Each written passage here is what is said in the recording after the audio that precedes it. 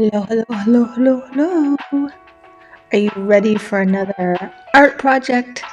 Today we are being inspired by an artist named Wayne Thiebaud, and he just passed away at 101 years old. Let me show you some of his work. He painted desserts. When he was younger, he would go to the bakery and see cakes with all of this frosting and lemon meringue pies with all this frosting. And so he always looked at that frosting like it was paint. And so he just painted these cakes and pies and lollipops and sweets, among other things. But this is what he's best known as. Over and over and over again, he painted these, and he painted them from memory. So today, we are going to be inspired by Wayne's work, since he just passed away, and we are going to be drawing cakes as well. So what you're going to need for this is a piece of mixed media paper, a pencil, a Sharpie, and you get to choose what you want to color it in, whether it be paint, watercolors, or acrylic paint, or colored pencils, or markers. It's up to you. All right, so go grab those things and come on back. All right, so do you have everything you need, all the supplies? Let's jump in. I am going to start with pencil. One of the things about the way that Wayne worked is he drew everything from memory. So we're going to do the same thing. So let's just take out a sheet of paper. I'm going to tear this out.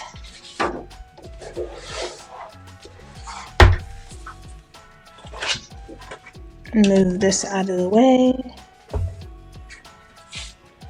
All right, let's take our paper and put it horizontally like this. And then you get to draw either cakes or slices of cakes or cupcakes even. It's totally up to you. So I think I'm going to draw slices of cakes so I can do different layers of the cakes. And make sure you put your cakes on plates too. So I'm just going to roughly sketch some just small plates here. And I'm going to do this in Sharpie here so you can see it, but let me just get these kind of sketched out. Okay.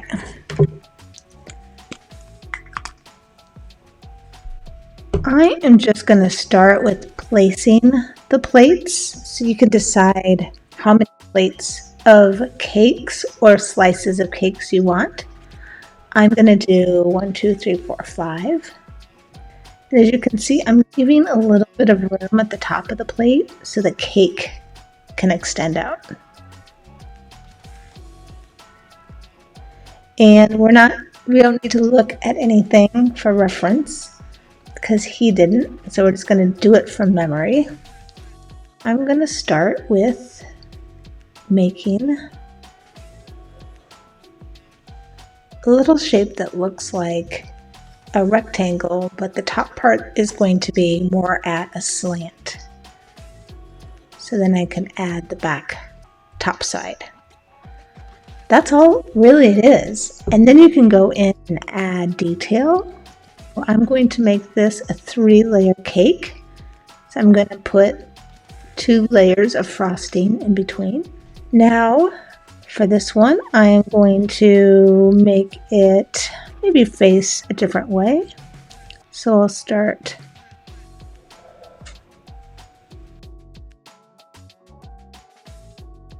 and for this one, looks like I brought my plate a little bit too far, so I'm going to use that as where like the frosting will be.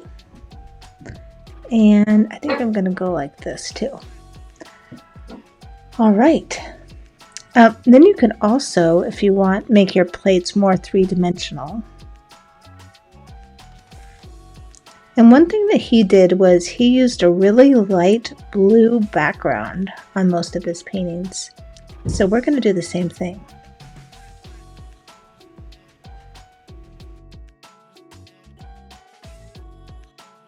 Just continuing to make slices of cake. Maybe put some frosting on this one. And the different layers.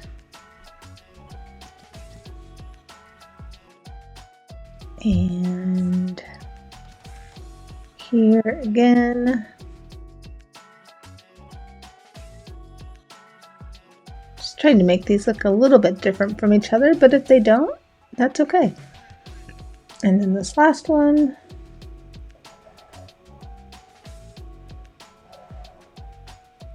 Another slice of cake with the layers. All right, now you can go back and add more decoration to them if you want. I'm doing these little scallops like they're frosting. If you wanted to put like a cherry on top or a strawberry, sure can.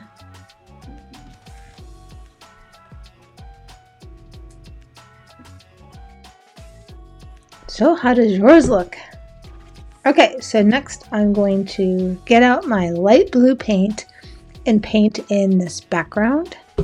And then we will, well, I will paint in the cakes. So go find your light blue paint. If you have watercolor or acrylic, I'm going to use acrylic for the background because that feels like the most frosting like. So I'm going to grab that and start painting the background. All right, so I have this bigger brush here because there's a lot to paint. If you can find a bigger brush, that's going to be great. And I'm going to mix 2 paints together. Actually, I'm going to do 3. I'm going to do mostly blue with a little bit of white. Well, actually, probably mostly white with a little bit of blue. And just a tint of green because his backgrounds are a little blue-green. So I'm just going to start with shaking this up, putting a big blob of this. So a big blob of paint.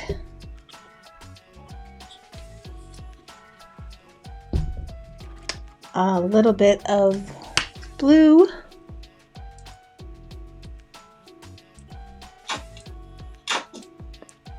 And then just a squirt of green. Oh, I didn't shake that up very well. Let me try that again. All right. Now I will mix this together.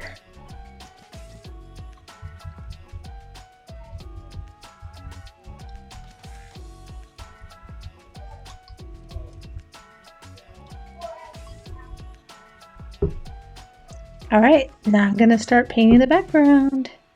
Most of his backgrounds are all one color. So I'm just going to do this all one color.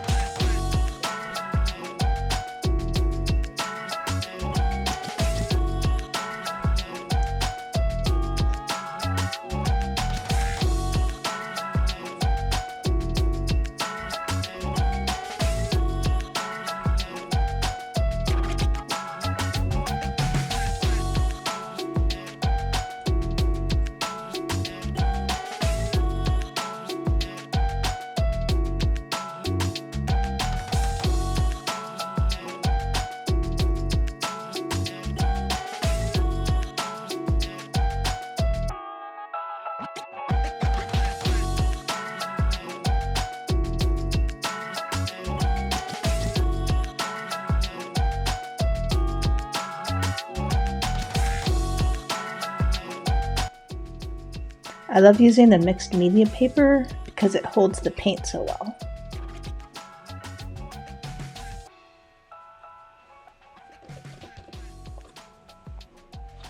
All right, so I'm going to let that dry and come back and finish it up.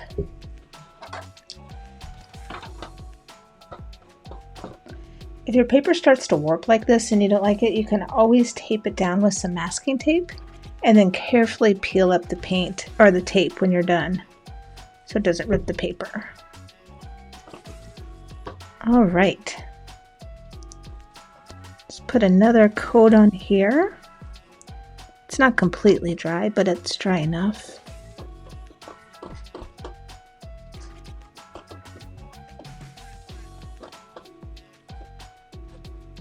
I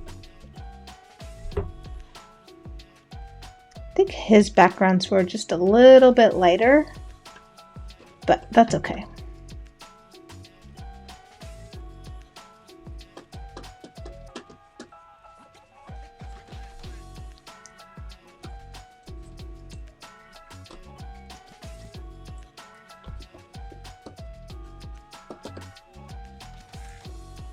All right. So when you're done with the background, you can go rinse out your brush, and then I'm going to grab my watercolors and do the rest in watercolor. So I'll be right back. I'm going to rinse this out.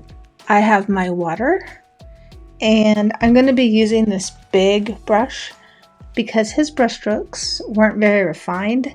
And so I thought I would try this big brush, even if I have little spaces here to paint in, just to experiment. I like experimenting.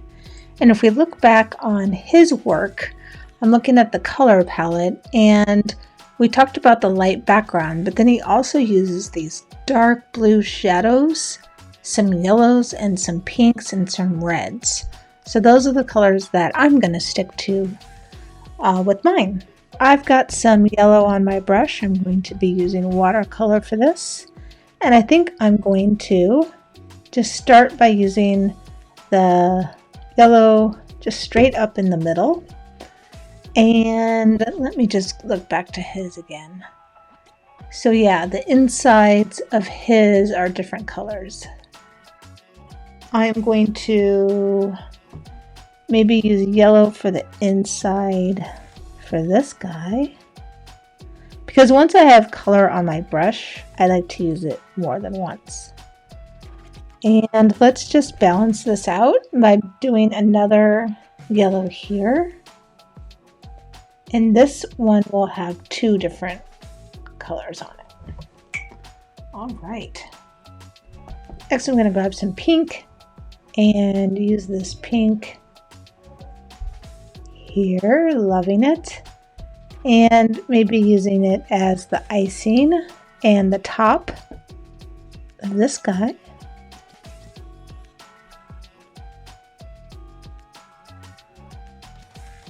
Maybe I'll use it down here too.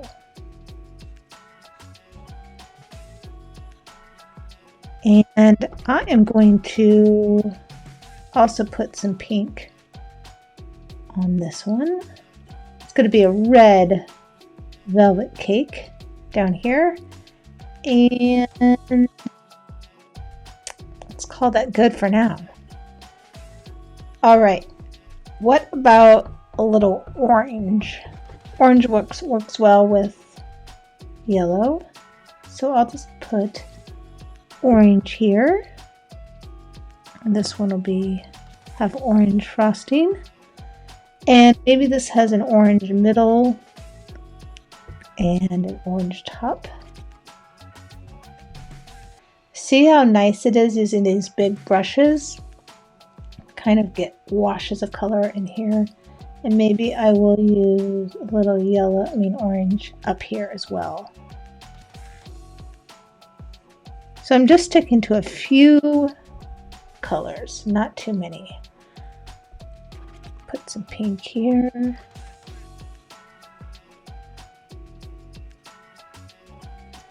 And we'll make the strawberry pink. And let's just do this pink too. All right, let's look back at his plates. What does he do for plates? They're a little bit white with those dark blue shadows. So let's go in and add those. I'm going to take some blue and just going to have the light coming in from this side. So all the shadows will be cast to the right. So we got a little shadow on the cake and from the plate.